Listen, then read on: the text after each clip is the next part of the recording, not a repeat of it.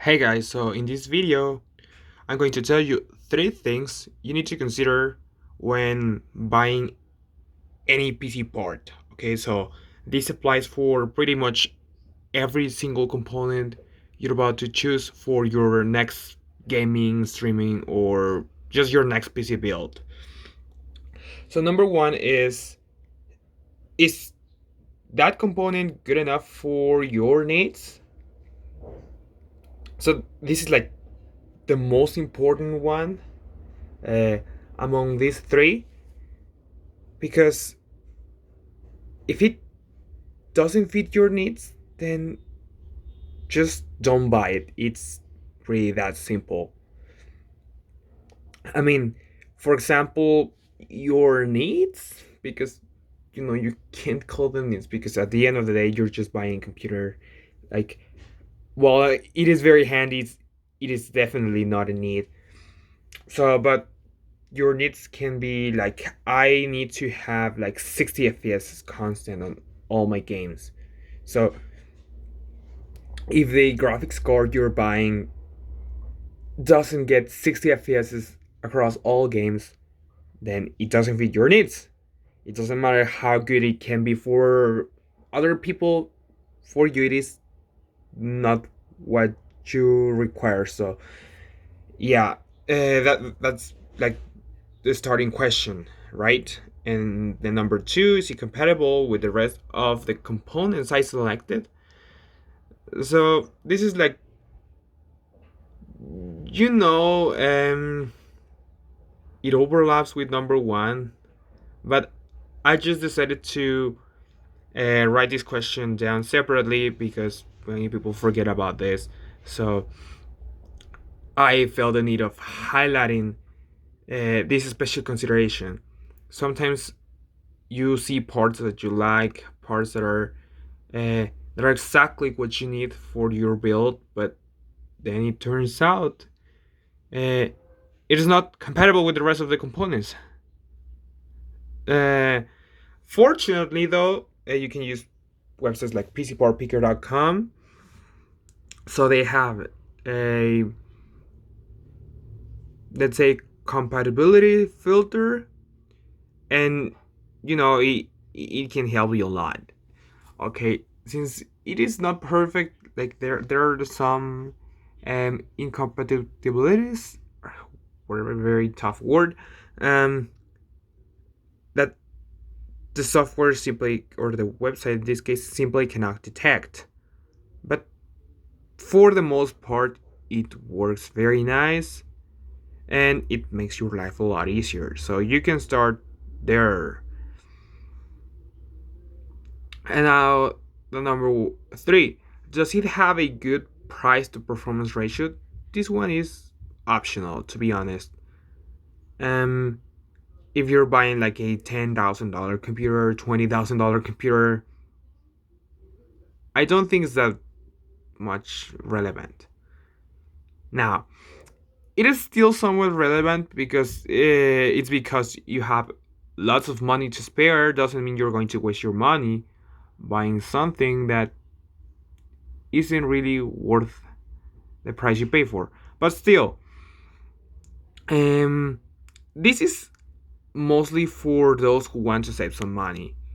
If you're buying like a $1,000 gaming computer, $2,000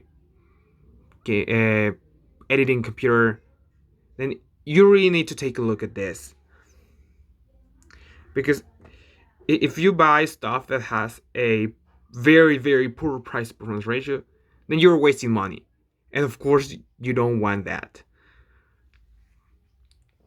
And I want to point this out, like, buying cheap stuff doesn't necessarily mean saving money. Okay, there's cheap stuff with a horrible price to performance ratio, and I'm going to give you a very good example. Let's say you buy a GT 1030. Okay, so you might think you're saving money because those cars are like $80, I think.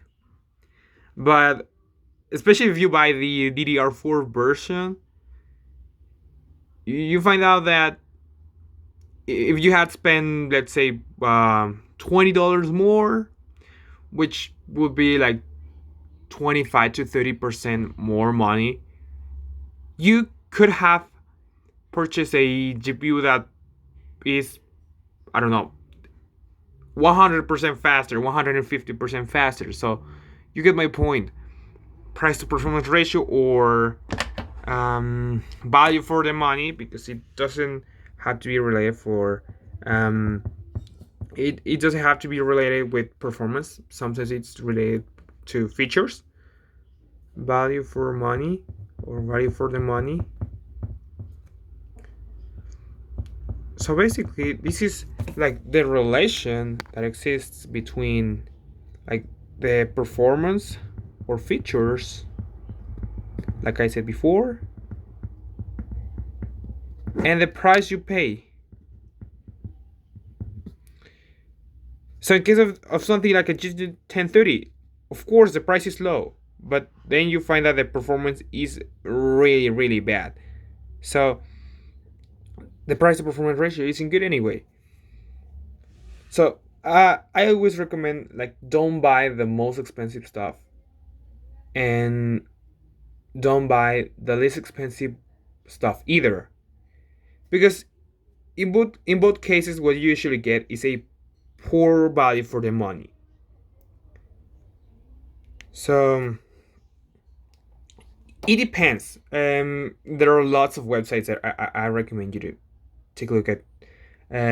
Some of the few dozens of reviewing websites, they usually make graphs that compare, like, performance per dollar, performance per watt, all of that cool stuff, and you'll see that most of the time, the least expensive stuff and the most expensive stuff is the one that has the worst uh, value for the money. But still, there are certain cases in which stuff that is in between, so neither the highest end nor the lowest end, it's also bad in terms of price to performance, or price to features, whatever. So you always want to compare those graphs. But in general, um, the stuff that is in between is usually the one that has the best value for the money.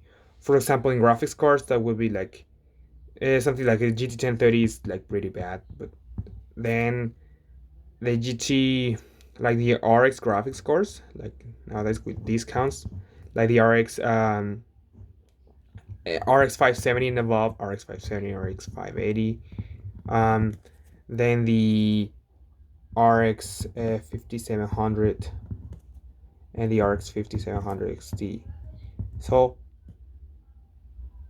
those are all great values in case of AMD. Then forget about the RX 550, the 560, because those are horrible values.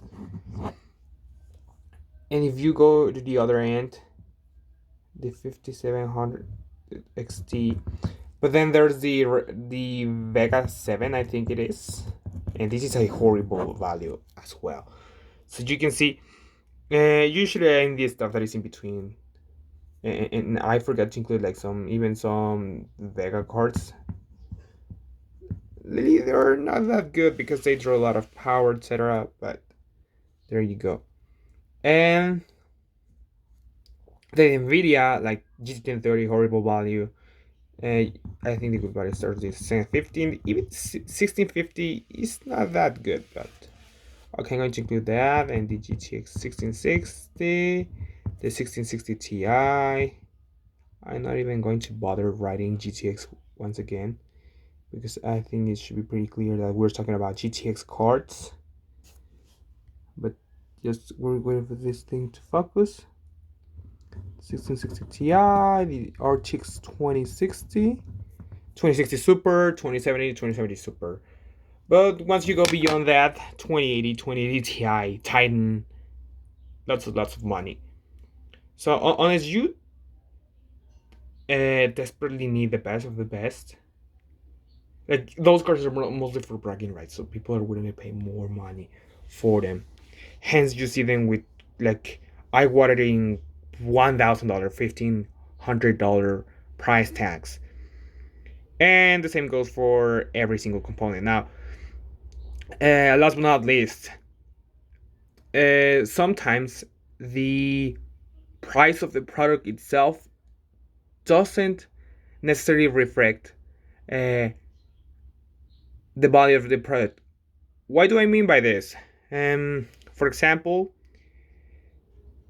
let's look at the RX RX Vega graphics cards or the RX 400 500. Okay, people say they're better value for the money than any Nvidia card at that price point. But what they don't come to see is um they have like much higher power consumption. You know, the software's not that good, so you need to take every single thing into account, not just the performance or simple things and the price. There's more than that. You always need to make sure like they're power efficient, um, software works well, that it works well. In case of CPUs, GPUs, and RAM, those are all added features that need to be considered when looking at price to performance or features to or price to features ratio or whatever. And I think that's it for this video. So thank you for watching this video, and I'll see you in the next one. Bye.